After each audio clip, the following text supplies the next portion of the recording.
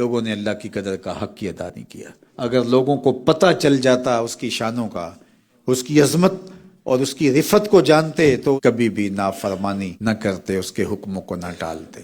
اللہ کے حکموں کو ٹالنے کا سبب کیا ہے؟ صبح جاگ نہ آنے کا سبب کیا ہے؟ اللہ کے حکموں کو توڑنے کا سبب کیا ہے؟ اس کے قانون کو، اس کے نظام کو نہ ماننے کا سبب کیا ہے؟ اس پر عمل نہ کرنے کا سبب کیا ہے؟ لوگوں نے اللہ کی قدر کو نہیں جانا۔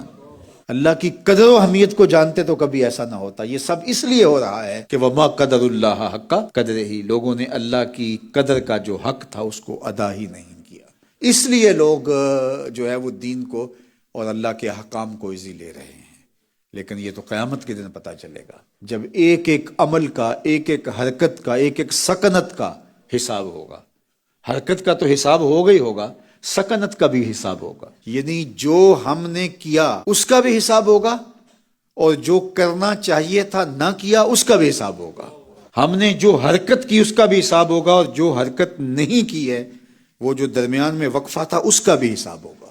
بلکہ ایک حدیث میں آتا ہے لا تزول قدم عبد یوم القیامہ حتی یسأل عن اربع، قیامت کے دن اللہ بندے کے قدم اپنے سامنے سے ہٹنے نہیں دے گا جب تک اس سے 4 سوال نہیں پوچھ لے گا۔